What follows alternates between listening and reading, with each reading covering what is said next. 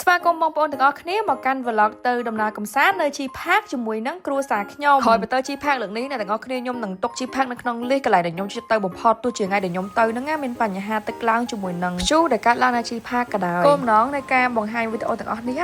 មិនចង់ឲ្យអ្នកទាំងអស់គ្នាមកលេងជីផាកអីទេគឺគ្រាន់តែចង់ចែករំលែកបទពិសោធន៍រឿងគ្រោះធម្មជាតិនេះគឺយើងមើលអត់ឃើញអ្នកទាំងអស់គ្នាហើយក៏មិនងាយកើតឡើងនៅជីផាកដែរខ្ញុំថាខ្ញុំនៅត្រឡប់ទៅលេងជីផាកដល់ខ្ញុំនឹងទៅអ្នកទាំងអស់គ្នាដោយសារជីផាកពិតជាស្អាតខ្លាំងមែនតើមានទឹកលេងទេសភាពស្អាតធម្មជាតិព្រៃប្រឹក្សាគឺថាស្អាតខ្លាំងត្រជាក់ត្រជុំហ្មងធ្វើខ្ញុំរំភើបមែនតើហ្នឹងទាំងអស់គ្នាបងប្អូនដែលរស់នៅជីផាកហ្នឹងគឺពិតជាល្អមែនតើ helpful ហើយជួយយើងបានច្រើនមែនតើអញ្ចឹងទៅខ្ញុំហើយអ្នកទាំងអស់គ្នាឲ្យបានឃើញថាមូលហេតុអីយើងគួរតែទៅលេងជីផាកហើយគ្រប់គ្រងជាមួយនឹងបងប្អូននៅសហគមន៍ជីផាកណាទាំងអស់គ្នាសួស្តីអ្នកទាំងអស់គ្នានេះគឺជា vlog ទី1របស់ខ្ញុំដែលខ្ញុំធ្វើសម្រាប់ YouTube ហ្មងអ្នកទាំងអស់គ្នាក៏ប៉ុន្តែខ្ញុំអាសាធ្វើ vlog ដើរលេងនៅក្នុង Facebook page មែនតើហើយនេះគឺជា page របស់ខ្ញុំដែលខ្ញុំពិចារណាធ្វើ content តាក់ទងពីកូនទូចជាមួយនឹងធ្វើខ្លួនស្អាតជាមួយនឹង content ដើរលេងផងដែរចូល follow ខ្ញុំផងណាទាំងអស់គ្នាអញ្ចឹងត្រឡប់មកវីដេអូយើងវិញអញ្ចឹងដើម្បីតកោះកង់គឺខ្ញុំនឹងជិះតាមផ្លូវលបឿនលឿនហើយចោះនៅចំណតកន្លានេះណាទាំងអស់គ្នាអញ្ចឹងយើងចោះទៅគឺយើងមានផ្លូវបត់តកោះកង់ហ្នឹងហើយបើតើអូទស្សនភាពស្អាតខ្លាំងខ្ញុំនិយាយមែនអញ្ចឹងមុនចូលសហគមន៍ជីផាកគឺខ្ញុំបានទៅលេងនៅម្ដុំកោះកង់អ្នកទាំងអស់គ្នាទៅ explore អ្នកភូមិស្រុកនៅកង់ហ្នឹងអ្នកទាំងអស់គ្នាខ្ញុំចូលទៅខ្ចប់គ្រឿងសមុទ្រដែលគេទំតែដឹកមកពីទូកភ្លាមថ្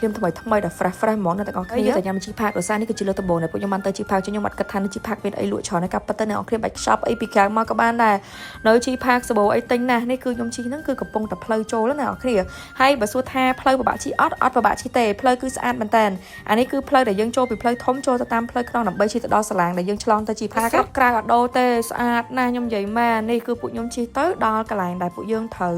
វឈប់សាឡាងណាទាំងអស់គ្នាឃើញគេបត់គូតឡានទៅក្នុងទាំងអស់គ្នាដោយសារតែដើម្បីចុះសាឡាងអញ្ចឹងណាទាំងអស់គ្នាតែខ្ញុំមកនេះមនុស្សយើងគ្រាន់បើដែរតែមិនច្រើនទេប៉ុន្តែខ្ញុំតាមខ្ញុំធ្លាប់មើលវីដេអូផ្សេងគឺគាត់អត់គឺច្រើនជាងហ្នឹងទៀតខ្ញុំមកថ្ងៃនេះដែរគឺខ្ញុំជិះពីឡានជិះឡានខ្ពស់មួយឡានទាបមួយអញ្ចឹងមើលបទពិសោធន៍របស់ពួកខ្ញុំទាំងអស់គ្នាថាជិះឡានទាបហ្នឹងវាពិបាកឬក៏អត់អញ្ចឹងទាំងអស់គ្នាហើយមកលើនេះក៏ខ្ញុំមកជាមួយនឹងកូនទូចរបស់ខ្ញុំដែរគឺអតិមាលាតែ8ខែកន្លះហេតែចូលចិត្តដើរលេងហើយម៉ែឲ្យចូលចិត្តដើរលេងអញ្ចឹងទៅដើរលេងមានកូនរហូតបងប្អូនដាក់បាយមុនហើយព្រោះនៅចាំសាឡាងរៀងយូរ1ម៉ោងលើនេះជិត1ម៉ោងហើយតែសាឡាងដែលយើងឆ្លងទៅជីផាកហ្នឹងដាក់ម្ដងបានតែ6ឡានទេអញ្ចឹងរៀង take time ដែរខ្ញុំចាំប្រហែល7-2ម៉ោងនៅទាំងអស់គ្នាបានឡើងសាឡាងហើយខ្ញុំកំពុងជិះហ្នឹងគឺឡានទាបគឺឡាន C300 នៅទាំងអស់គ្នាឡើងទៅដូចអត់អីដែរឡើងចោលអត់ពិបាកទេពេលដែលបើសិនជាអត់មានភ្លៀងអញ្ចឹងនិយាយចាអ្នកគ្នាបើសិនទឹកអត់ឡើង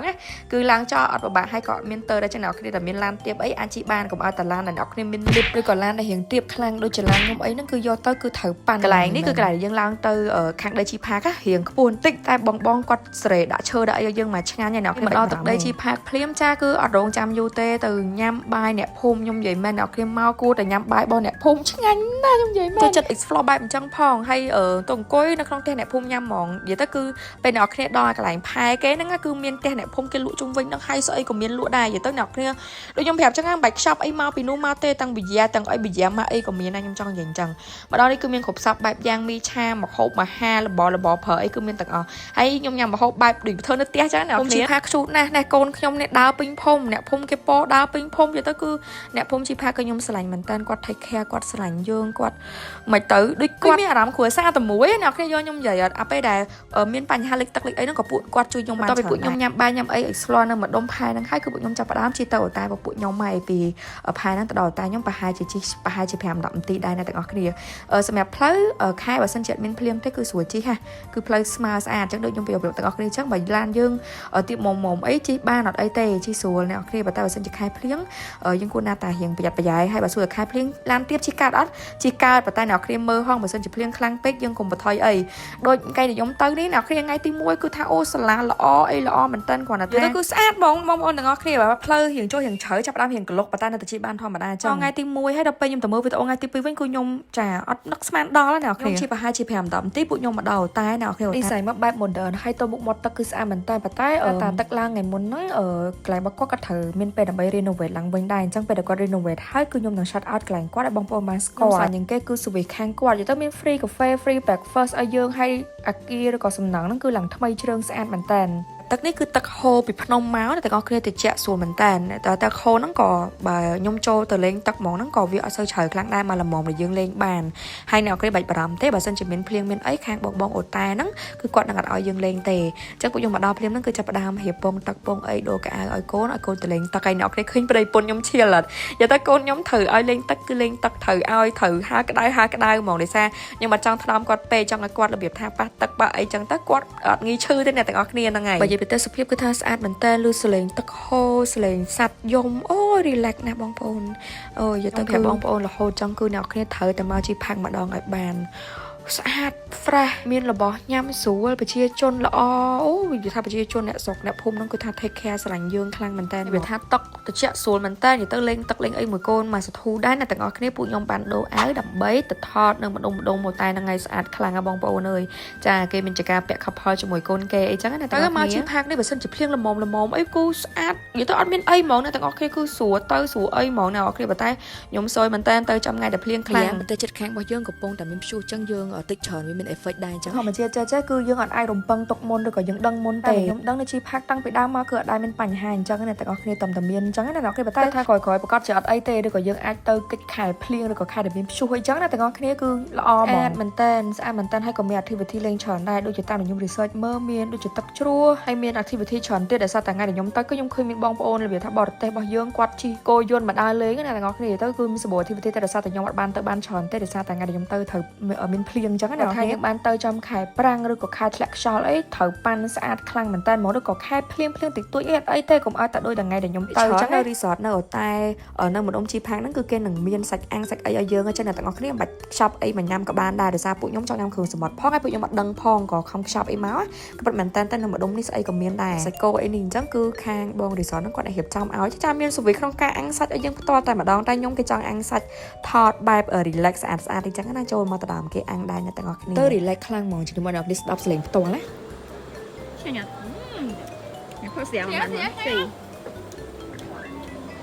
Ôi, yes, gió. អ្នកគេលឺសលេងទឹកហូរទៅលឺសលេងទឹកហូរមេតិចញ៉ាំសាច់អាំងក្តៅជាមួយនឹងការផឹកជាអូយថា relax មែនតើបើកូនខ្ញុំវិញនិយាយថាស្ដាច់ស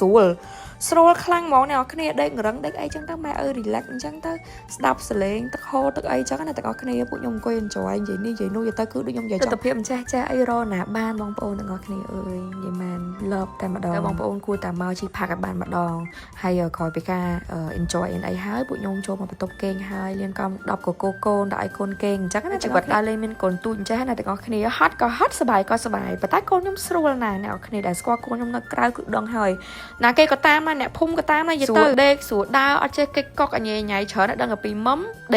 ដេកឲ្យងើបមកដើរលេងហើយយកដើរលេងគឺគាត់សប្បាយចិត្តជាងអីតែយើង scroll ទៅព្រឹកឡើងតែម្ដងគឺខ្ញុំងើបbằng10ដែរហ្នឹងអ្នកគ្នាហើយមែនតើទៅថ្ងៃហ្នឹងគឺភ្លៀងតាំងពីយប់មកហើយភ្លៀងខ្លាំងមែនតើហ្មងបងប្អូននៅតំបន់ភ្នំដល់ពេលភ្លៀងខ្លាំងចឹងទៅទឹកពីលើភ្នំមកគេកុំបារម្ភអីដោយសារតែបងនៅអតែហ្នឹងគាត់នឹងឲ្យ check មួយយើងគាត់នឹងប្រាប់យើងថាអូបងឥឡូវហ្នឹងកំពុងចាស់អីយើងគួរតែធ្វើមិនអញ្ចឹងចឹងអ្នកគេបាច់បារម្ភទេគាត់ take care របស់យើងបានល្អព័ត៌មានឲ្យយើងហើយពួកយើងចាប់ដើមរៀបវេលាដើម្បីឲ្យចេញទៅដល់ចម្លងវិញអញ្ចឹងអ្នកគ្នាឆ្លងទៅពេញវិញអញ្ចឹងទៅគឺថ្ងៃហ្នឹងគឺភ្លៀងខ្លាំងមែនតើអ្នកគ្នាតាំងពីយប់រហូតដល់ព្រឹកណាទាំងអស់គ្នាអញ្ចឹងទៅទឹកចាប់ដើមរៀងហូររៀងខ្លាំងអញ្ចឹងទៅហើយពួកខ្ញុំក៏ចាប់ដើមចាំខ្លួនដើម្បីត្រឡប់ទៅពេញវិញដោយសារតែយើងអត់អាចទៅលេងអីនៅនេះបានទេដោយសារតែមេកំពុងភ្លៀងហើយទឹកកំពុងឡើងអញ្ចឹងចេញទៅនៅឆ្លៀតមកញ៉ាំ breakfast នៅអូតែសិននិយាយទៅអូតែហ្នឹងគឺមាន free breakfast freeកាហ្វេឆ្ងាញ់ទេណាអ្នកគ្នានិយាយទៅមកអែមហ្មងហើ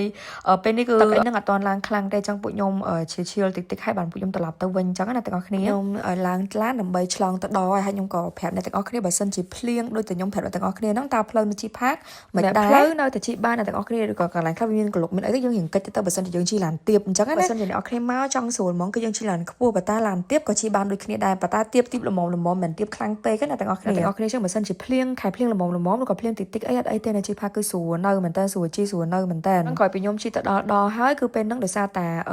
ទឹកឡើងពេកអញ្ចឹងពួកយើងអត់អាចឆ្លងទៅពេញបានទេអញ្ចឹងពួកយើងមកសម្រេចចិត្តគេនៅជីផាកមកយប់ទៀតអ្នកទាំងអស់គ្នាហើយអ្នកដែល stuck នៅជីផាកគឺច្រើនដែរណាអ្នកគ្នាដោយសារពេលហ្នឹងមែនតើទៅចាំសាឡាងប្រហែលជា 2-3 ម៉ោងដែរអ្នកទាំងអស់គ្នាតែទឹកឡើងពេកហើយដើម្បីរក្សាសុខភាពសម្រាប់ប្រជាពលរដ្ឋអញ្ចឹងទៅគាត់អត់ឲ្យឆ្លងទេអញ្ចឹងយើងត្រូវតែនៅជីផាកមកយប់ទៀតអញ្ចឹងណាទាំងអស់គ្នាកម្មវិធីថ្ងៃទី2ហ្នឹងចាំខ្ញុំបង្ហាញទាំងអស់គ្នានៅក្នុងវីដេអូថ្ងៃទី2ខ្ញុំនិយាយអញ្ចឹងគឺវីដេអូនេះគឺខ្ញុំគ្រាន់តែធ្វើឡើងដើម្បីចែករំលែកបទពិសោធន៍ទេមិនមែនញុះញង់ឬក៏មិនចង់ឲ្យបងប្អូនអ្នកគ្នាមកលេងជីផាកទេដូចខ្ញុំនិយាយតែអញ្ចឹងជីផាកគឺជាកន្លែងមួយដែលខ្ញុំនឹងទៅលើកទី2និយាយមែនអ្នកគ្នាស្ដាយដល់បងដែលមានការខូចខាតច្រើនឬក៏កន្លែងអាជីវកម្មឬក៏ផ្ទះបងខ្លះគឺ រងការប៉ះពាល់ច្រើនមែនតើជីផាកឥឡូវហ្នឹងក៏បិទដើម្បី renovate សាថ្មីដែរដោយសារមានកន្លែងមួយចំនួនខូចខាតអញ្ចឹងអ្នកទាំងអស់គ្នាអញ្ចឹងក្រោយពេលដែល renovate ហើយខ្ញុំនឹងមានឱកាសខ្ញុំនឹងទៅលេងភាសាទៀតហើយនឹង keep ធ្វើវីដេអូសម្រាប់បងប្អូនទាំងអស់គ្នាបានមើលក៏សង្ឃឹមថាបងប្អូនទាំងអស់គ្នាក្រោយពីមើលវីដេអូនេះនៅតែបន្តគាំទ្រមកលេងជីផាកដដែលណាកុំភ្លេចចាំមើលវីដេអូវគ្គ2របស់ខ្ញុំផងណាបងប្អូនជួយ like ជួយ follow ជួយ share ជាមួយនឹង subscribe channel YouTube របស់ខ្ញុំផងចូលទៅ follow ជាមួយនឹង like page ជាមួយនឹង Instagram របស់ខ្ញុំផងអរគុណបងប្អូនទាំងអស់គ្នាដែលបានមើលដល់ចប់បាយបាយបងប្អូនទាំងអស់គ្នា see you in the next video